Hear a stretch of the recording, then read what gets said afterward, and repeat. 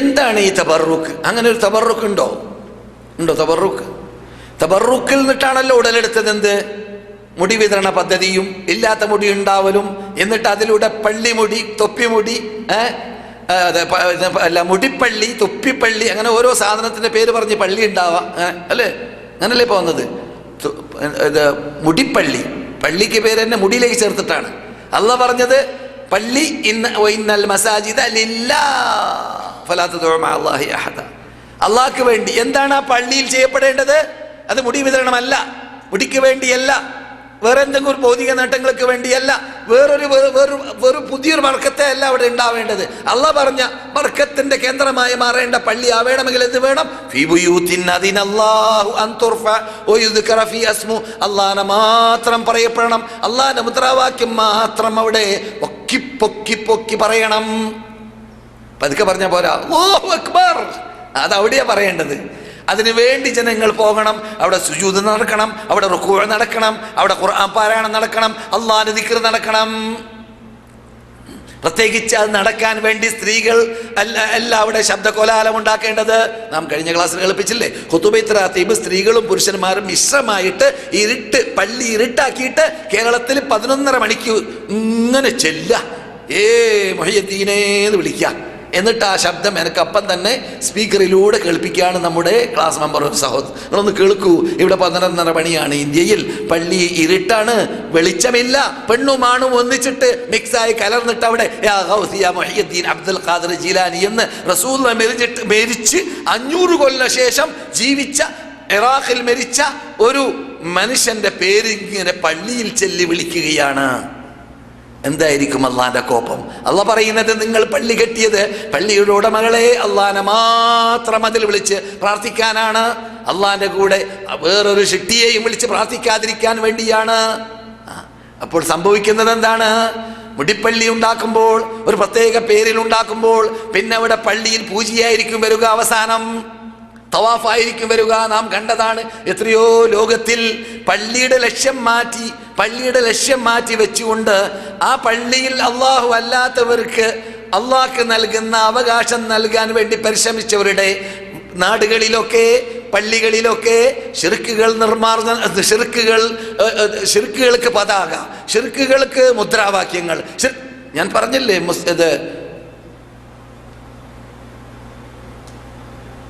ഡൽഹിയിൽ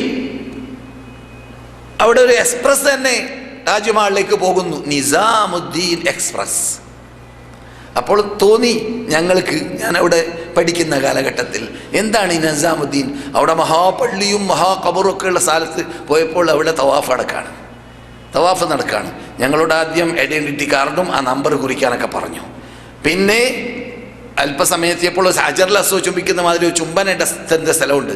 ഹജറുൽ അസ്വദ് ചുംബിക്കുന്ന നിന്ന് ചുംബിക്കാം, ഇത് പറ്റില്ല, ഇതൊന്ന് കുനിയണം, എന്നാലേ ചുംബനാവുള്ളൂ. ഞങ്ങൾക്ക് എതിർക്കാൻ തോന്നിയെങ്കിലും ഞങ്ങൾ പേടിച്ചു, കാരണം ഗുണ്ടകളാണ് നേതൃത്വം വഹിക്കുന്നത്. ഈ തോന്നിവാസത്തിന്റെ പരിസരത്തിലൊക്കെ നേതൃത്വം ഗുണ്ടകളുടെ കയ്യിലാണല്ലോ. അതുകൊണ്ട് ഒരാൾ പതുക്കെ പറഞ്ഞ്, ഇത് എന്ത് അടിസ്ഥാനത്തിലാണ് ചുംബിക്കുന്നത്, ഇത് ഇസ്ലാമിൽ അതിന് നിയമമില്ലല്ലോ എന്ന് പറഞ്ഞു. നിന്റെ കുട്ടിയും ചുംബിക്കാറില്ലേ, നിന്റെ ഭാര്യയും ചുംബിക്കാറില്ലേ? ചോദ്യേ. അപ്പോൾ ഞങ്ങൾ കുറച്ച് ദൂരെ എന്ന് പറഞ്ഞു, വാടോ അവിടെ നിന്നാൽ ശരിയാവില്ല, കാരണം നമ്മൾ കാണുന്നുണ്ട് ചലനങ്ങളൊക്കെ, ഇടിക്കും അടിക്കൊക്കെ ഉള്ള ഒരുക്കങ്ങൾ. പിന്നെ ആ മനുഷ്യൻ ധൈര്യത്തോടു കൂടി പറഞ്ഞ, ഭാര്യയെ ചുംബിക്കുന്ന വികാരം തീർക്കാനാണ്, കുട്ടിയെ ചുംബിക്കുന്നത് സ്നേഹം തീർക്കാനാണ്, എന്നല്ലാതെ ഈ ചുംബനം എന്താണെന്ന്. ഹജറുൽ അസ്വദ് ചുംബിക്കുന്നതോ അത് അള്ളാഹിന്റെ കൽപ്പന റസൂലുള്ള കാണിച്ചു തന്നത് കൊണ്ട് ഇബാദത്ത്, അള്ളാഹ്ക്കുള്ള ഇബാദത്താണത്, എന്നാൽ അത് കല്ലിന് പൂജയല്ല. അത് ഉമർ നമുക്ക് ഒടുപ്പിച്ചിട്ടുണ്ട്. ഇതെന്താണ്, മനസ്സിലായില്ലേ? അപ്പോൾ എന്ത് സംഭവിക്കുന്നു? പള്ളി പോയി പിന്നെ തവാഫാവും, അവിടെ മുടി തവാഫ്, മുടിക്ക് ചുംബനം, മുടിക്ക് തവാഫ്, എല്ലാം മാറും. എന്തുകൊണ്ട്? അവിടെ അടിസ്ഥാനപരമായിട്ടൊരു മുടിയേ ഇല്ല. ആരുടെ? റസൂലുള്ളാഹിന്റെ. അതാണ് യാഥാർത്ഥ്യം. കേൾക്കാൻ പോകുന്നത് പോലെ അല്പസമയത്തിലൂടെ.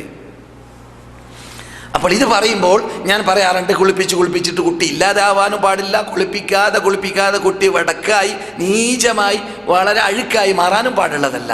എന്ന് പറഞ്ഞാൽ തബറുക്ക് എന്നത് ഇസ്ലാമിലുണ്ട്. 32 ആയത്തിലൂടെ 34 തവണ അള്ളാഹ് ഖുർആനിൽ ബർക്കത്ത് എന്ന പദം പറയുന്നുണ്ട്. അത് സംഭവം ശരിയാണ്. 130ഓളം ഹദീസും ആ വിഷയത്തിൽ 130ഓളം ഹദീസുമുണ്ട് ആ വിഷയത്തിൽ, സഹീഹും ദഈഫും എല്ലാമായ. അപ്പോൾ സംഗതിയുണ്ട് എന്ന് മാത്രം നിങ്ങൾ നോക്കൂ. നമ്മുടെ ഈ ഖുർആൻ ഇതെന്താണ്? കിതാബുൻ അൻസൽനാഹു മുബാറക്, ബർക്കത്തുള്ള കിതാബാണ്. അതെ, ഫീഹി ആയാത്തും ബയ്യിന, എന്താണ്? ഇന്ന അവ്വല ബൈത്തിൻ ഉദിയ ലിന്നാസി ലല്ലദീ ബിബക്കത മുബാറക്. അതെ, മനസ്സിലായില്ലേ? ഇന്ന അൻസൽനാഹു, ഈ ഖുർആനെ നാം ഇറക്കിയത് ഫീ ലൈലത്തിൻ മുബാറകത്തിൻ, ബർക്കത്തുള്ള രാത്രി. അപ്പോൾ ലൈലത്തുൽ ഖദ്ർ ബർക്കത്ത്, റമളാൻ ബർക്കത്ത്, പള്ളികളെല്ലാം ബർക്കത്തുള്ള ഭവനങ്ങൾ, അള്ളാഹുവിന്റെ കാബം അതിന്റെ പരസ്യവും ബർക്കത്തുള്ള. ബർക്കത്ത് എന്നത് നമ്മുടെ ജീവിതത്തിൽ എന്നും നാം ചെയ്തുകൊണ്ടേ, അത് ആസ്വദിച്ചുകൊണ്ടേ ഇരിക്കുന്ന ഒരു സാധനമാണ്. അത് നാം എതിർക്കുന്നില്ല, അതുണ്ട്. കാരണം ഈ ബർക്കത്ത് എന്ന് പറയുമ്പോൾ 3 സാധനം ഉണ്ട് അതിൽ. ഒന്ന് ബർക്കത്ത് എന്നത്, മറ്റൊന്ന് ബർക്കത്ത് എടുക്കൽ, മൂന്നാമത്തേത് ബർക്കത്ത് കൊടുക്കൽ. ഇവിടെയാണ് പ്രശ്നം. ഈ ബർക്കത്ത് കൊടുക്കൽ എവിടുന്നാണ്? അർശന്റെ മീതെ നിന്നാണ് ബർക്കത്ത് ഇറങ്ങേണ്ടത്. മനസ്സിലായില്ലേ? ഷിട്ടികളുടെ കയ്യിലില്ല, അത് റസൂലുള്ളാഹിന്റെ കയ്യിലില്ല, നബിമാരുടെ കയ്യിലില്ല. അല്ലാഹ് പറയുന്നു, ഖുൽ, നിങ്ങൾ അവരോട് പ്രഖ്യാപിക്കൂ, ദൂതരെ, ലാ അംലികു ലിനഫ്സി നഫ്അൻ വലാ ദർറ, എനിക്ക് ഗുണമോ ദോഷമോ ചെയ്യാനുള്ളതായ കൽപ്പ് കഴിവ് എൻ്റെ കയ്യിലില്ല. അള്ളാഹ് എനിക്ക് തന്നിട്ടേ ഇല്ല. അത് അള്ളാഹ് എനിക്ക് തന്നത് ഹിദായത്ത്, ജനങ്ങളെ ഹിദായത്ത് നൽകാൻ, അത് എത്തിച്ചു കൊടുക്കാൻ, ഖുർആൻ എത്തിച്ചു കൊടുക്കുക, സുന്നത്ത് എത്തിച്ചു കൊടുക്കുക, സത്യം പറഞ്ഞു കൊടുക്കുക. അത് അവരെ നന്നാക്കുന്ന കഴിവ് വരെ എൻ്റെ കയ്യിലില്ല. നന്നാക്കൽ ആരുടെ കഴിവാണ്? അള്ളയാണ് നന്നാക്കുക. നമുക്ക് നന്നാക്കാൻ പറ്റുമോ? റസൂലുള്ളാഹിക്ക് നന്നാക്കാൻ പറ്റിയെങ്കിൽ 40 കൊല്ലം റസൂലുള്ളാഹിക്ക് വാപ്പയ്ക്ക് വാപ്പയും എളാപ്പാക്ക് എളാപ്പയും എല്ലാമായി ജീവിച്ച അബൂ താലിബിനല്ലേ നന്നാക്കേണ്ടത്. നന്നാക്കാൻ പറ്റിയോ? ഇല്ല. അവിടെ പോയി അത് പറഞ്ഞ് പുറത്തിറങ്ങിയപ്പോൾ ആയത്തിറങ്ങാണ്, ഇന്നക ലാ തഹ്ദീ മൻ അഹ്ബബ്ത വലാകിന്ന അല്ലാഹു യഹ്ദീ മൻ യശാ. നിങ്ങൾക്ക് ഇഷ്ടമുള്ളവരെ ഹിദായത്തിലാക്കാൻ മുഹമ്മദേ നിങ്ങൾക്ക് സാധിക്കുന്നതല്ല, ഹിദായത്ത് അള്ളയാണ് നൽകുക. അതുകൊണ്ട് നിങ്ങളുടെ ഡ്യൂട്ടി എത്തിച്ചു കൊടുക്കൽ മാത്രമാണ്. അപ്പോൾ ഈ ബർക്കത്ത് അത് അള്ളാഹുവാണ് നൽകുന്നത്, അള്ളാഹിന്റെ കയ്യിലാണ് ബർക്കത്ത്. അപ്പോൾ അള്ളാഹു പറഞ്ഞതിലല്ലാത്ത, അള്ളാഹു കൊടുത്തതിലല്ലാത്ത, അള്ളാഹു ഇറക്കിയതിലല്ലാത്ത എന്തുണ്ടാവൂല? ബർക്കത്തുണ്ടാവൂല. ബർക്കത്തുണ്ടാവൂല.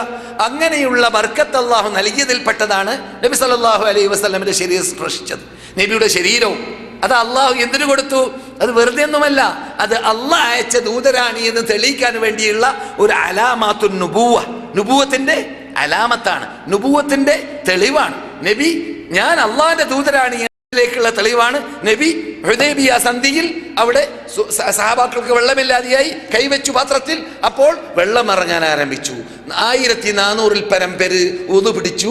കുളിക്കേണ്ടവർ കുളിച്ചു, കുടിക്കേണ്ടവർ കുടിച്ചു. വെള്ളം അവിടെ തന്നെ ശേഷിക്കുന്നു. അത് ബർക്കത്ത് അള്ളാഹുവിൽ നിന്നിട്ട് ഇറങ്ങാണ്. അതാണ് മുഅ്ജിസത്ത്. വേറൊരു ഭാഷയിൽ മുഅ്ജിസത്ത്, ഈ മതത്തിന് നിലനിൽപ്പിന് വേണ്ടി. അതുകൊണ്ട് ഇങ്ങനെയുള്ള ഹദീസുകൾ പറയുമ്പോൾ ഇമാം ബുഖാരി ആ ഹദീസ് റിപ്പോർട്ട് ചെയ്യുമ്പോൾ ബാബു അലാമാത്തിൻ നുബുവ, നുബുവത്തിന്റെ അടയാളങ്ങളുടെ ബാബു എന്നാണ് തലക്കെട്ട് നൽകുക. മനസ്സിലായില്ലേ? അപ്പോൾ അതിൽ നമുക്ക് എതിർപ്പില്ല. റസൂലുള്ളാഹി സ്വല്ലല്ലാഹു അലൈഹി വസല്ലമിന്റെ ജീവിതത്തിൽ അങ്ങനെയുള്ള ധാരാളം സംഭവങ്ങൾ ഉണ്ടായിട്ടുണ്ട് എന്ന് നാം ഇവിടെ പറയാറുണ്ട്. പിന്നെ ഇവിടെ ചോദ്യം, റസൂലുള്ളാഹി സ്വല്ലല്ലാഹു അലൈഹി വസല്ലം ജീവിച്ചിരുന്ന കാലഘട്ടത്തിൽ ഉണ്ടായ സാധനങ്ങൾ ഇവിടെ ഇപ്പോൾ ഉണ്ടോ? അനന്തരാവകാശമായിട്ട് നബിയുടെ സാധനങ്ങളിൽ നിന്ന്, നബി ഉപയോഗിച്ച സാധനങ്ങളിൽ നിന്നിട്ട്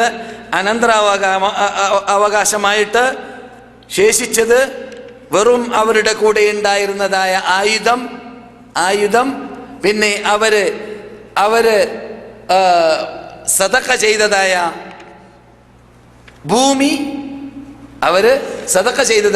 ഭൂമി, പിന്നെ ഒരു കോവർ കഴുത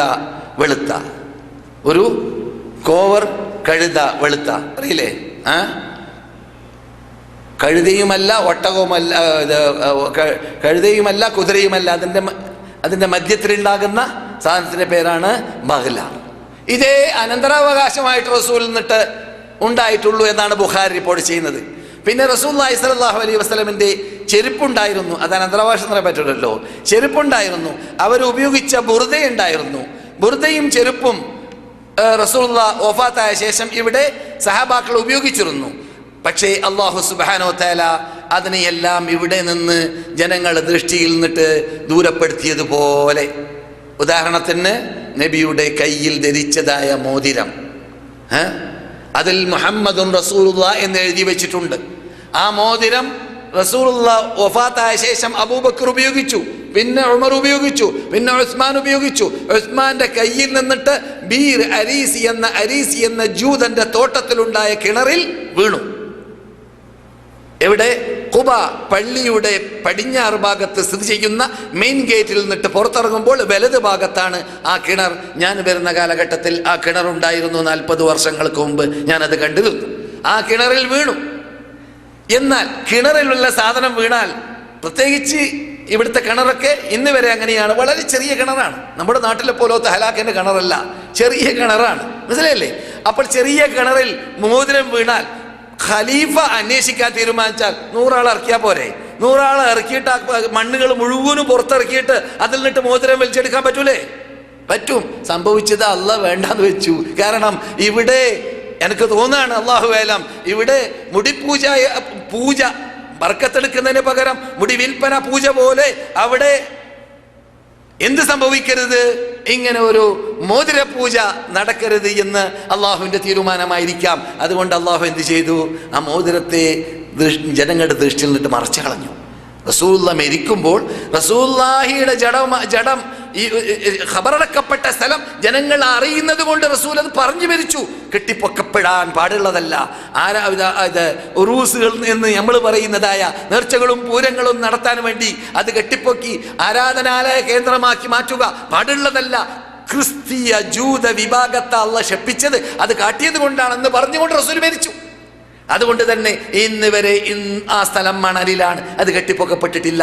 അത് മണലിലാണ്, അതിൻ്റെ മീതെ അല്പം ചിറൽ കല്ലുകൾ കൊണ്ട് മൂടപ്പെട്ടിട്ടുണ്ട് എന്ന് മാത്രമാണ്. പണ്ടുള്ള അതേ കോലത്തിൽ ഇപ്പോഴും അവിടെ സ്ഥിതി ചെയ്യുന്നു എന്ന് മാത്രമല്ല, ജനങ്ങൾ അതിൽ തോന്നിവാസം കാട്ടാതിരിക്കാൻ വേണ്ടി ജനങ്ങളുടെ ദൃഷ്ടിയിൽ നിന്നിട്ടല്ല ഈ മോതിരത്തെ മറിച്ചതുപോലെ ഖബറിനെ മറിച്ചു കളഞ്ഞു. ഹിജ്റയുടെ 1-ാമത്തെ നൂറ്റാണ്ട് 80-ാമത്തെ വർഷമാകുമ്പോൾ തന്നെ വൻമതിൽ കെട്ടപ്പെട്ടു. ആയിഷാന്റെ റൂമിന്റെ അകത്താണ് സംഭവം. അതിനെയും പിന്നെ വൻമതിൽ കൊണ്ട് കെട്ടപ്പെട്ടു. ഈ 5 കോണുള്ള വൻമതിൽ. ഉദാഹരണം എന്തിനാണ്? അനാചാരങ്ങളിൽ നിന്നിട്ട് മുസ്ലിങ്ങൾ രക്ഷപ്പെടാൻ വേണ്ടി തന്നെയാണ്. സിയാറത്ത് അനുവദനീയം. റസൂൽ സലാത്തും സലാമും ചൊല്ലിക്കൊണ്ടേയിരിക്കണം. ഖിയാമത്ത് നാൾ വരെ ചെല്ലണം. എവിടുന്ന് ചെല്ലിയാലും റസൂലുള്ളാഹിന്റെ ഹദ്റത്തിലേക്ക് അള്ളാഹു ആ പ്രാർത്ഥന എത്തിക്കുകയും ചെയ്യും. അതൊക്കെ റസൂലുള്ളാഹി പഠിപ്പിച്ചതായ പച്ചപരമാർത്ഥവും യാഥാർത്ഥ്യവുമാണ്. അപ്പോൾ അതൊന്നും ഇല്ല എന്ന് യഥാർത്ഥ മുസ്ലിങ്ങൾ പറയുന്നില്ല. യഥാർത്ഥ മുസ്ലിങ്ങൾ പറയുന്നത്, ഒറിജിനൽ സുന്നികൾ പറയുന്നത്, അഹ്ലുസുന്ന വൽ ജമാഅ എന്ന പേര് നൽകാൻ അർഹപ്പെട്ടവർ പറയുന്നത് എന്താണ്? കൃത്രിമം വേണ്ട, തട്ടിപ്പ് വേണ്ട, വഞ്ചന വേണ്ട, ചതിവ് വേണ്ട, ചെരുപ്പിനെ തൊട്ട് കാലുമുറി വേണ്ട. ഉള്ളത് സത്യം തുറന്ന് പറയണം, ഇല്ലാത്തത് നിർമാർജനം ചെയ്യണം. അതാണ്, അത്രയേ ഉള്ളൂ.